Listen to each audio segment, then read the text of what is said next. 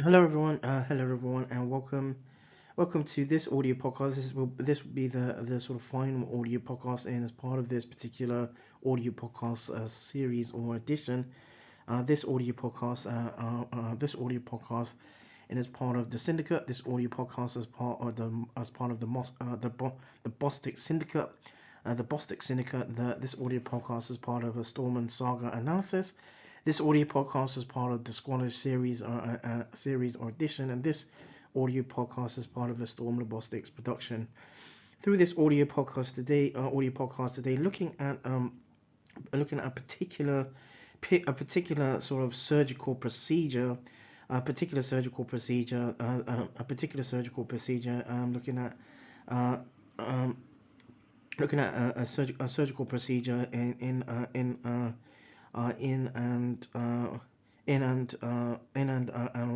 around, looking at renal biopsy, or in around renal biopsy. So to begin with, renal biopsies are often necessary for diagnosis, prognostic assessment, and pharmacotherapeutic guidance for conditions for symptomologies in around solid organ transplanted recipients, in around the management in around sort of the management of in around post transplanted solid organ transplanted recipients. A renal biopsy is relatively a safe procedure with a well-defined sort of risk profile, enabling recipients to make shared decisions. Renal biopsy also can help deliver specific molecular and cellular patterns of in around symptomologies. Renal biopsies can also be pivotal to characterizing CKD and in around CKD or symptomologies, and in amongst the literature is evidence as an essential part of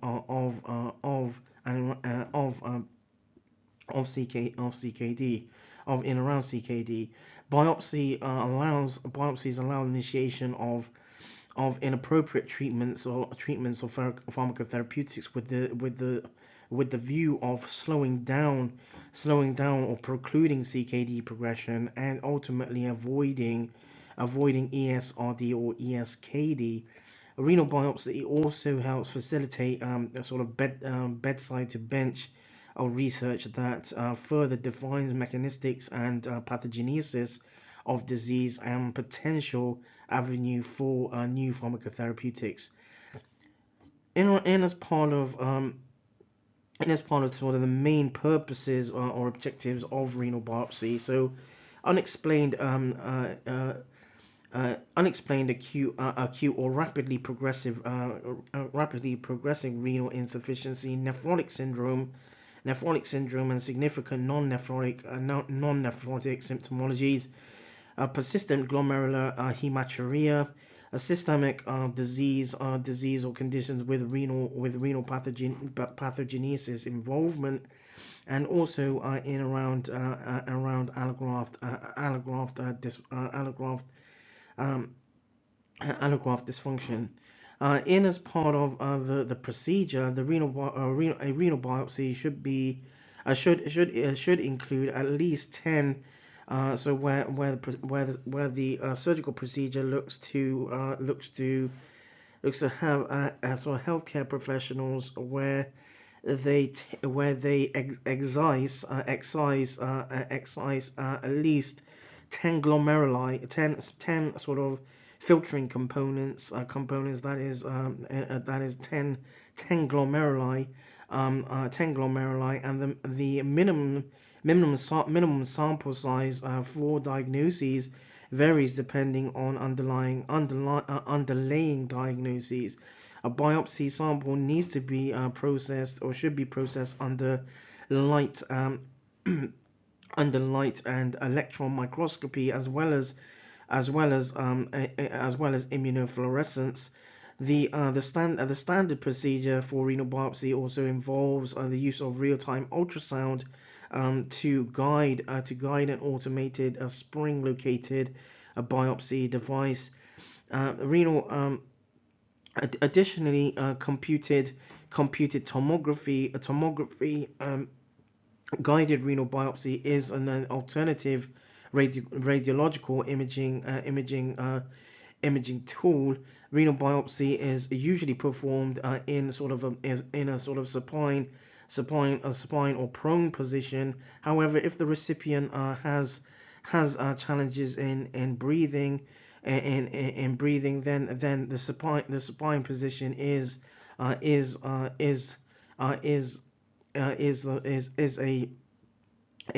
of the main is one of them is in amongst the literature as a recommendation. Biopsies are usually performed after ultrasound marking marking or under real-time ultrasound guidance, and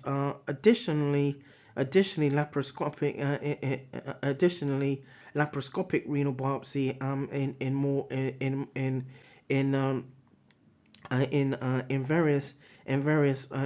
in various different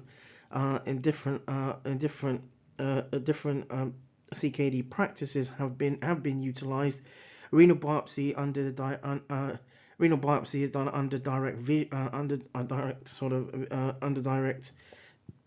vision, and the modality allows, or laparoscopic renal biopsy allows, positive identification of kidneys for a macroscopic diagnosis. And laparoscopic renal biopsy also has varying advantages, including reduced wound infections, safe and reliable, and potentially more accurate, which are potentially reliable, safe, reliable, and potentially more accurate. However, laparoscopic biopsies require sort of general anesthesia, and can be costly and more invasive than percutaneous biopsy procedure.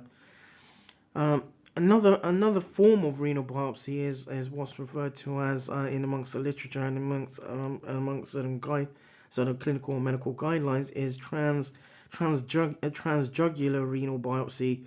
So transjugular biopsy is performed in an angiography sort of environ. An internal jugular is performed. An internal jugular The internal jugular is under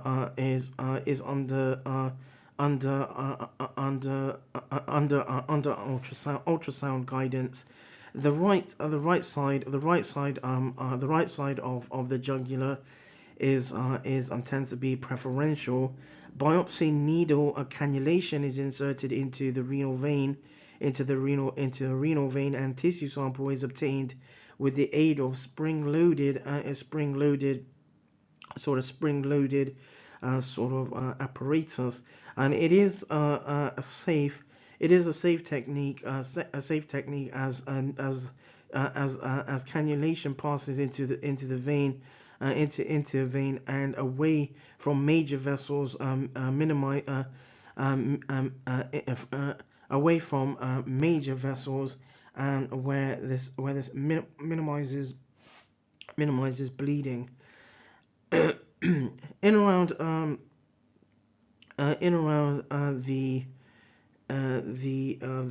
of the limitations, some limitations around renal biopsy.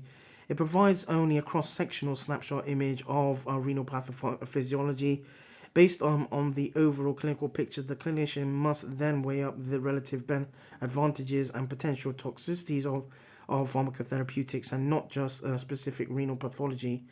Around the safety surrounding renal biopsy. So again, computerized computed tomography guided renal biopsy exposes recipients to the risk of radiation, hematuria, and sufficient bleeding may lead to blood transfusion request, and an ultrasound may also be part of care plans. Pre-biopsy desmopressin, at least in amongst the literature, appears to have a role in reducing the bleeding complications post renal biopsy. And as part of the research, renal biopsy is not advantageous to CKD clinical management, but can better establish the sort of epidemiology of condition and direction of pharmacotherapeutic protocols. In specific cohort in specific recipient cohorts, renal biopsy is more often considered and accompanies best practices. In around the sort of complications of renal biopsy, the main complication of renal biopsy is bleeding. Additionally, silent hematoma, so detectable, whereas hematoma is detectable on post imaging, excuse me, and microscopic hematuria, and then blood loss necessitating a blood transfusion, and then uncommonly more severe bleeding requiring angiographic intervention, and then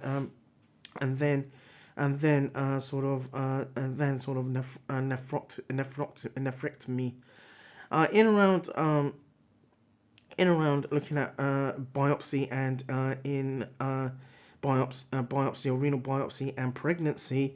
So pregnancy is not a contraindication to carrying out a percutaneous renal biopsy. At the same time,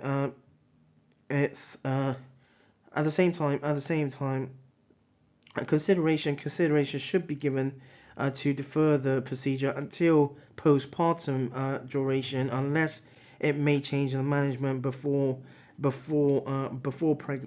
pregnancy and delivery of child. Transcutaneous renal biopsy in the prone position is technically challenging in amongst the third trimester. Now looking at and around renal biopsy in the elderly. So evidence suggests that in specific clinical settings, renal biopsy often provides crucial diagnostic and prognostic information, and changes treatments in as much as 40% of elderly recipients. Performing renal biopsies in very elderly recipients is not associated with any greater risk of complications than in younger recipients. It is a valuable diagnostic tool, and that should be and can be actively considered in elderly patients or recipients, given the appropriate indications and a clinical setting that maximizes the potential advantages. In around sort of bone biopsy in CKD and mineral bone disease, or MBD. So bone biopsy is gold standard. Is evidence as gold standard to evaluate bone turnover. Bone biopsy is known but less frequently utilized because it is invasive. It is an invasive methodology or modality that requires highly skilled personnel to interpret tissue samples.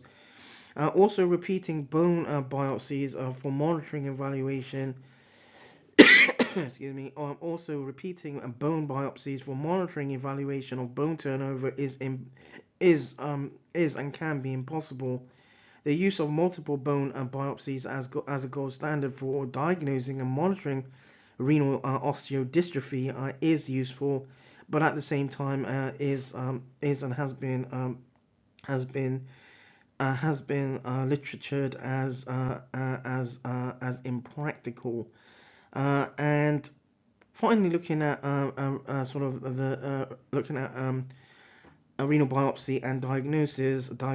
So in a number of scenarios, renal biopsy can be utilized as an adjunct to clarify or support a diagnosis suggested by results of other investigations. In recipients presenting with urinary or tract abnormalities such as hematuria, such as hematuria and the renal aware and or the renal where the renal biopsy would help confirm sort of the histological characteristics compatible with diagnoses. Diagnostic crosstalks is a result of renal biopsy and other clinical investigations, and it is particularly important. Excuse me. It is particularly important in the setting of renal transplantation with antibody-mediated rejection, or AMR. The histological findings on biopsy influences the prognoses and the choice of pharmacotherapeutics. That draws this audio podcast to a close. This audio podcast as part of the syndicate. This audio podcast is part of a Bostic syndicate. This audio podcast is part of a Storm & Saga analysis. This audio podcast as part of the Squallish. This audio podcast as part of a Storm & Bostics production.